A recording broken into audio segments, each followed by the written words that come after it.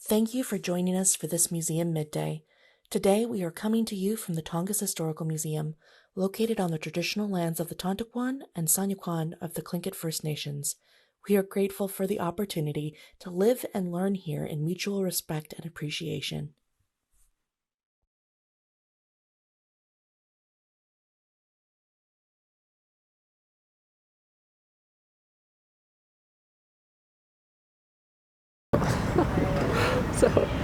I'm Amanda Welsh. And I'm Tim Whitley.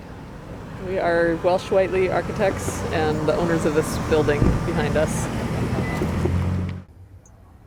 So you both are responsible for quite a few buildings as architects throughout town. So what inspired you to buy this building and make it your own? Well, we had our offices in another historic building downtown, and there was some maintenance issues with that, and there were some ongoing leaks. And one day at lunchtime, we came back and there was a leak over our copier and our server, and we knew it was time to go. So we started looking. And it was for sale. And people were looking at it and thinking about kicking everybody out. We thought we'd probably get evicted from that location, so we had to come up with something. And we looked at several buildings. This one, we really liked the downtown location, and it had less, I think, issues with rot because of the concrete walls. Yeah, it was built, well, the hospital used to be on this property, and that was built in the 20s and then added on to, and this was built, I think, in 1942 or 43 during World War II. Six, I think. Was it? Yeah, I guess you're right. No, it was during war, because they had it was kind of an essential facility for the hospital, is what I read off the plans. Well, we asked the owner who we were buying it from if he had any original floor plans or building plans, and he's like, oh, let me take a look. And he had them, so that was great, because then we could really identify a bunch of stuff. But it was originally built, the lower floor were the boilers for the hospital, the middle floor was the laundry, and the top floor were apartments for the nuns that were the nurses. People ask about the chimney, and now that this hospital building is gone, the chimney is suddenly really obvious. And it's so tall because it had to get above the roof of the adjacent hospital. All of the exhaust needed to go up high, so it's very tall. Finally, an explanation. Yeah. And we have, since we had the original drawings, we know kind of how it was built and the rebar, and we had an engineer double check and everything's good with it, because people were concerned. They recommended we just cut it off and remove it. Yeah, that would be a big job in itself. But the chimney's not going anywhere. Yeah. It's got good rebar. Well, now concrete construction for Ketchikan is pretty unique. Is that correct? Well, at least, circa this time. A little bit, yeah. It's. I mean, the building during the war is kind of unique. Concrete, yeah. Before World War II, it wasn't that uncommon to have concrete construction here. Well, you see a lot of stuff downtown because fires. It was, considered, and it is kind of fireproof. But it still costs a lot because you have to bring cement up to here, which it's expensive. But I think that's one reason it was an essential building, because the hospital was wood framed, but that they wanted to like I said, during the war, rebar was really hard to come by. So well, we did a pretty complete remodel. So the building was the first two floors were just bare concrete, so we framed and insulated the interior side of the concrete walls at the office level, so it's pretty comfortable. And it's really convenient location being downtown, and it's easy to get onto the bypass to get across town, and our kids go to school sort of around the bend here, so it's a good location. Yeah, we both have backgrounds in historic architecture and do a lot of that type of work, so it was important to us that this building remain recognizable as a historic building. And one of the suggestions that we got from somebody was to go ahead and kind of cover over the concrete with something that looked more like wood siding, and we didn't want to do that. It's a unique building, and it's wanted its character to stay. Are there any other original features that we can appreciate as we're driving by or visiting, Bawden Street Brewery or your offices here that you can point out for us? So the concrete is original, and it's got a 1-inch textured plaster, or what do you call it? Cement plaster or mortar coating on it. So it's got sort of a unique texture to it. The doors going into Bawden Street Brewery are original. They're being repainted by the tenant right now, and most of the windows had already been replaced when we bought the building, and we upgraded the windows to something that looked more historic. The glass block is original. There's a big window on the second floor in our offices, and then you can see the two here. Yeah. the railing, the ramp was part of it. That's part of Washburn Street, but that railing was original. It's constructed when the building was. You can see the foundations of the old hospital too, which is kind of cool. It's just left there, you know. So you mentioned when you purchased the building, how long did it take you all from, buying the building, seeing that through to, kind of being finished? It's probably a year. Yeah. Good year. We had a 6-month construction loan that we had to ask for a lot of extensions on, so a year's a good guess.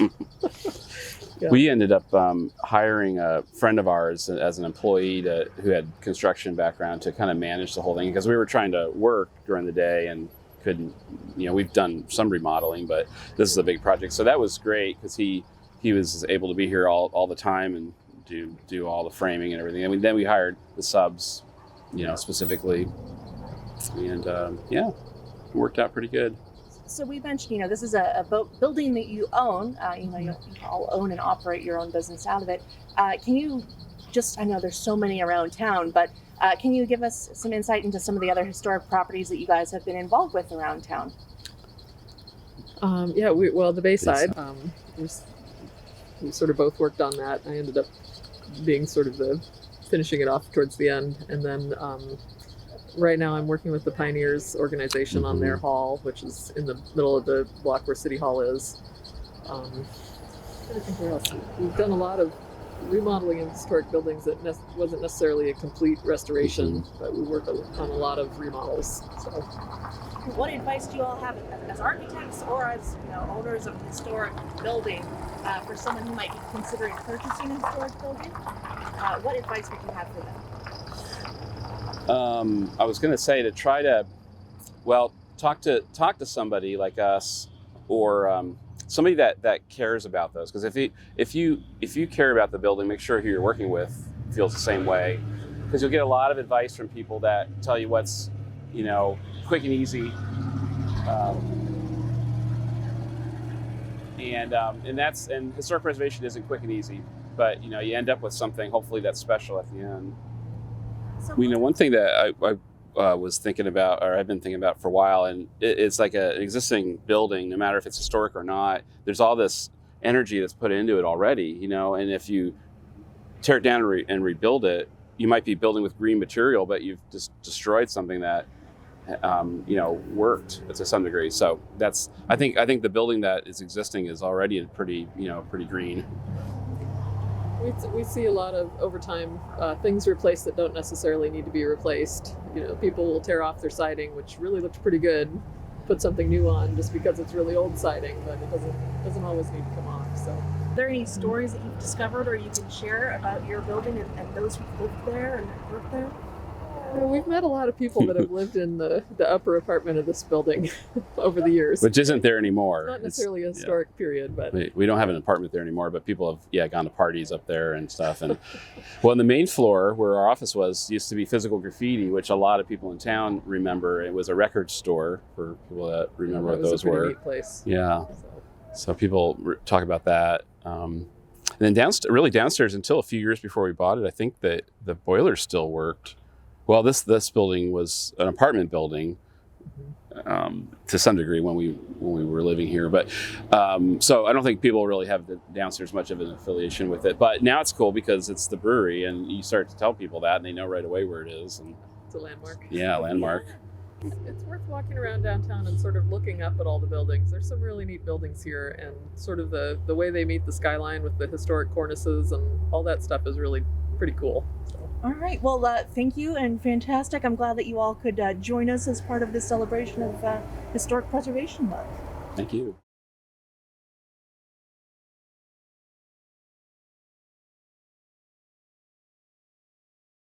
I'm Amanda Welsh. I'm an architect with Welsh Whitley Architects. I have a historic preservation background, and I'm on the Ketchikan Historic Commission, which is a city commission for historic preservation.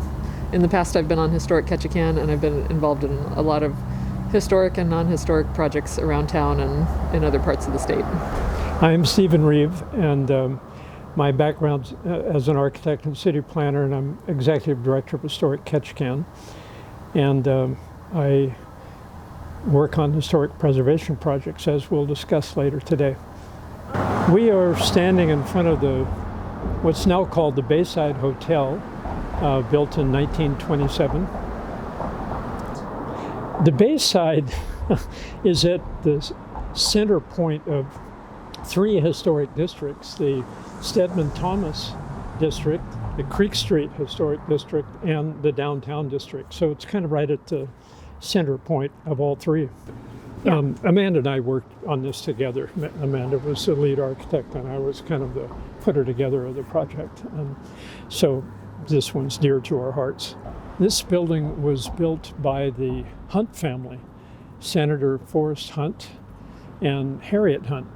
And there are now 5 generations of the Hunt family. There are many, many families that grew from the Hunts in the early 1900s. Forrest Hunt was the guy who was quoted in many U.S. newspapers about Ketchikan being the terrible, nasty city that it was because of things like prostitution and whiskey drinking and related stuff. Well, I mean, we're right here at that confluence of Creek Street. So. Yes. Harriet Hunt, we've had so much benefit from her life in Ketchikan. She photographed most of the historic properties in town in the early 1900s, and we have her photos everywhere. She started the library, the main lead for the library, and we have a lake named after Harriet Hunt. And they built this building in 1927. They did it for a number of purposes. This is really the only building remaining that the Hunts were involved with. And it was really a boarding house for mostly guys, some women who came to work in the canneries. And we want to tell that story both by restoring the building, but having a sign on the building that describes it, and we're working on an interior display that describes the Hunt family role in early Ketchikan. The property had been the longest running boarding house in Ketchikan, but it closed down in 2011, I think, and was empty, had been empty and greatly deteriorated. And it was condemned and evacuated at short notice, which was really a shame for people living there. Yeah, evacuated on Christmas Day one year. Yeah, it had become unsafe.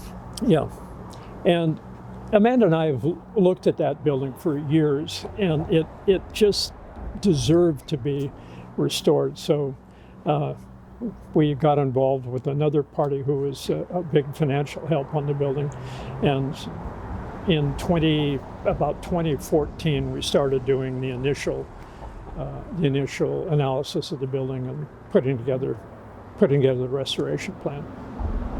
Well, now I've seen some really great photos of some of the interior rooms that are featured as part of the inns at Creek Street. Mm-hmm. So what were your concerns going into the project to kind of maintain that historic integrity? Yeah. You want to start with that? Well, there were a lot of code concerns because the upper floors of the building had never really been renovated. So, there code concerns? Right. There are requirements now for, fire-rated corridors and doors and fire alarm systems, and just now there's requirements for elevator access and things that the building just didn't have, so we had to make a lot of changes on the interior.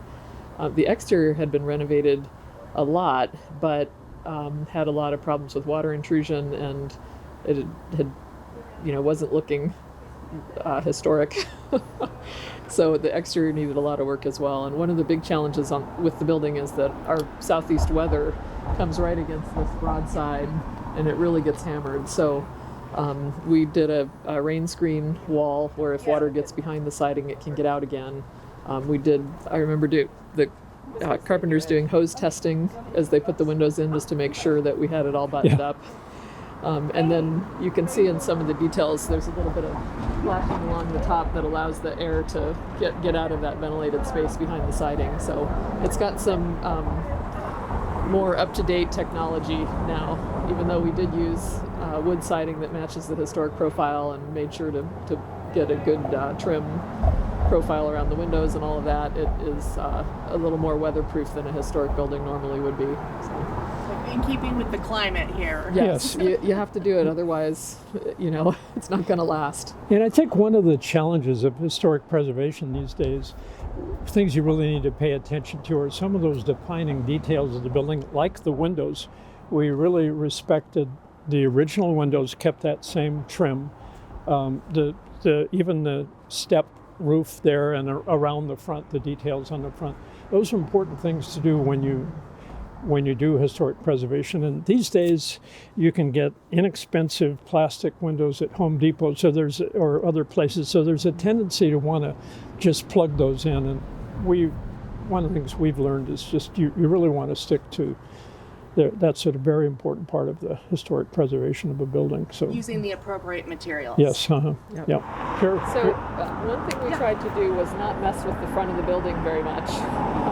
This Steadman Street side, originally the building had, I think, 2 or 3 other buildings between it and the Creek Street bridge here, the bridge over the creek. So historically, there really weren't any openings at the first floor level. There were openings for the windows for the rooms on the 2nd and 3rd floor, but there was nothing on the first floor level. And I can't remember what year it was that those buildings got destroyed by a flood, but at some point those were broken up in a flood event. And then now the Bayside has this broad side exposed to the creek and to the highway. So it's really, now it sort of has 2 public fronts, but the Steadman Street side is the historic front of the building. So, we wanted to make sure that part looked distinct and, similar to the way it was when it was historic. So we didn't connect the marquee around the side of the corner of the building. We broke that, stopped the awning and marquee to leave that front facade sort of untouched. And then on the historic storefront, it didn't have its storefront anymore. I think it had a sliding door and a vinyl window instead of the storefront that's there now. And for those windows, we arranged the center mullions the way they were historically. On the side of the building, we've got those a little bit different to sort of set them apart. So just a few little things to show that that's new, and this is, Historic. trying to stick with the historic appearance of the building.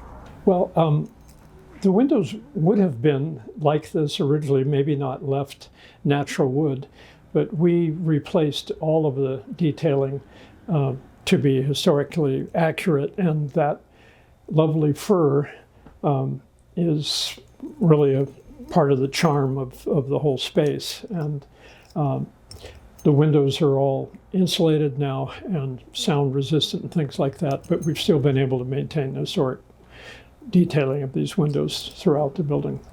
And there are some superior views, not only of Thomas Basin, but of Deer Mountain, of the creek itself. So this building is well positioned to kind of have that historic charm of Ketchikan. Yeah.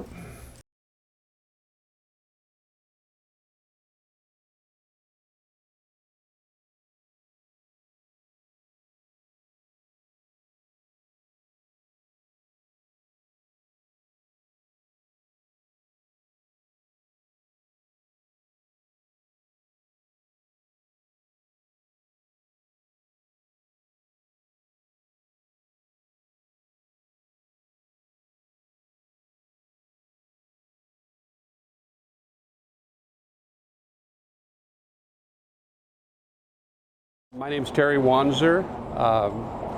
I'm a board member and president of Historic Ketchikan. Been on the board since we started it in 1987, and we're the 2 oldest members, as you can tell. Oh no, they can't. We started this project, Historic Ketchikan, during a period of economic downturn, and then a transition from the core, businesses from the core, from when they built the mall in the West End. We didn't want to see the character and the core be vacated. And besides that, the character of the town with the historic structures, we thought that, and we still do, that it's very, very important. Our mantra is not pure historic preservation, It is historic preservation through economic development. The history of the Gilmore, when I purchased it, well, it was a hotel for many, many, many years, and then it sat vacant for a while, and it was incorporated with the Steadman Hotel, and what was it? Zerbitz, Gordon Zerbitz managed both the properties, and then it was sold in the 70s to Stan Hewitt. He owned the Fireside, which is directly behind this building. He had visions of putting the two together. That didn't work out, and he sold it to a friend of mine and a businessman in Ketchikan for many, many years, Howard Stevens. He had Howard's Charbroiler down the street a ways for many years, for 20-some years. It was in this State Apartments building. Then Howard, he worked on the ferry, and he decided that his health wouldn't allow him to continue to own it.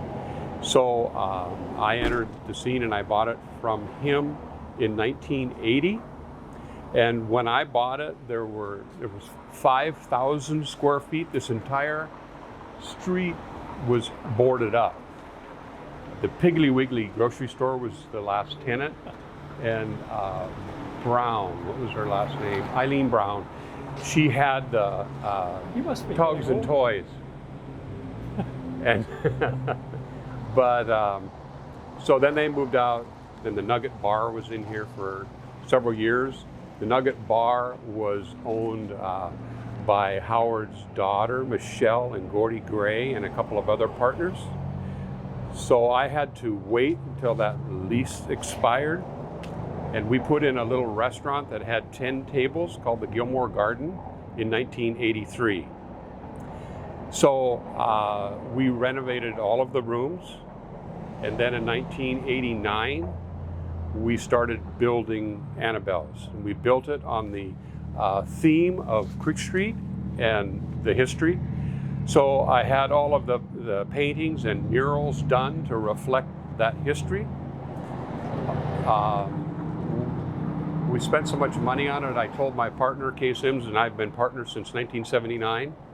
Our first property was the Knickerbocker Hotel, and that's a different story. But the renovation of Annabelle's and building of Annabelle's was a long time, and then we sold it to the Andrews family in 2003.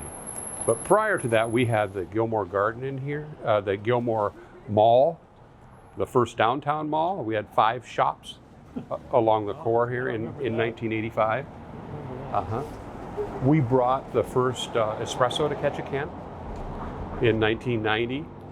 And then you'll see the plaque up there. We invited Elizabeth Henning to come here, and we had a big dress-up affair. It was fun. And she was the director of the Western region for National Trust. Yeah. And we tried to do a Main Street program, but we couldn't afford it at the time. So Historic Ketchikan, we did architectural assistance, paint up, fix up, and so trying to keep a lot of these buildings going. Well, and Stephen and I, we have this sickness. We feel sorry for buildings. And so we've... Did you set out with the aim of getting them, restoring them to such a degree that you could have them on the historic register? Yes. Was that a goal? Yes, it was a goal. Most definitely a goal, and Stephen, through his efforts and our group, but mostly him as far as doing all the surveys, we were instrumental in putting in the three districts that we have. And basically it was Pat Gilmore who came Correct. here from Ireland in early 1900s, brought his wife a year later, started a men's store, the Emporium. I don't know if it was here or not. No, it wouldn't have been here. It was a haberdashery that he had. Yeah. Right. It was across the street from the Heckman. Yeah, that's where it was. Right across the street in 1906. They had 8 kids, one of whom was Mary Baldcombe, who is one of the outstanding historians of Ketchikan. And he was city mayor, he was on the city council, had federal positions as well. There was a big fire that took out a lot of Front Street in in the early 20s, I don't remember the year. And then he built this building in 27. His haberdashery, I was reading some of the history, he moved it to right where the forecastle is. And when we purchased it, there were only 14 rooms with bathrooms. And so I wanted to put bathrooms in every room. So we did. It was extremely expensive. Yes. In fact, I have core samples of with clamshells in them, because we did the core drilling for the sewer lines, and so they must have hauled sand to mix with the concrete across the street. You learned a lot on this building. That's kind of a nice view right up here. The original heating system is steam heat, low pressure steam, and so it's still the heating system. All the walls are made with metal and wire lath and plaster. The only thing wood is the wooden doors. And is that? Well, there's been a lot of activity in people wanting to rent space, but the past 2 years it's been very difficult because of the cruise ship uncertainty. So before that, though, a lot of the spaces were all used up. I think one of the points that we talked about earlier was the importance of restoring a building like this as a contribution to heritage tourism. It has a story to tell, and that's very important for all travelers, especially the independent travel industry. Mm-hmm. You'll find so many people that come to Ketchikan, either they've had a relative that has lived in Alaska, or they've been here themselves before. So in returning, I think it's very joyful for them to say, "Oh, I was here," because a lot of places they change. The town I was born in, Port Angeles, Washington, every time they had a fire or they tore something down, it just became a parking lot, and pretty soon the character of the town then is gone, and you can't get it back. So we've had that happen. A couple of different publications that we have done. What's the one that Dennis did? We had the cover of the Union Rooms on it. So many times we can count the properties, just properties that I have owned myself. The Ransom building on the end of the tunnel, it caught fire and it's gone. The Knickerbocker Hotel, they tore it down, it's gone. The Union Rooms, it's gone. So I'll bet there's got to be at least 20 properties, and not even counting the residential properties, they're gone. They're gone forever. Mm-hmm. You can't get them back.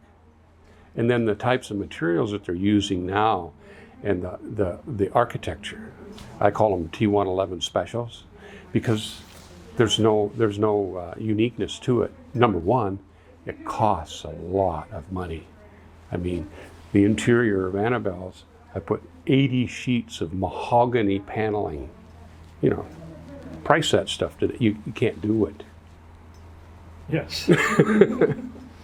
Yeah, and can you all speak, because you've both been involved, from the inception of Historic Ketchikan, can you tell people how they can join or be members of that, or really kind of get involved with historic preservation here in Ketchikan? Yes, in fact, we are looking for 2 new board members, so anyone who has an interest, they don't have to be an expert, but just have a strong commitment to preserving our history. Mm-hmm. we welcome. And yes, at our website you can join Historic Ketchikan. We welcome that too. Sure, we'll make certain to link the website, and there's so much really great information and publications there and available. Yeah, sure.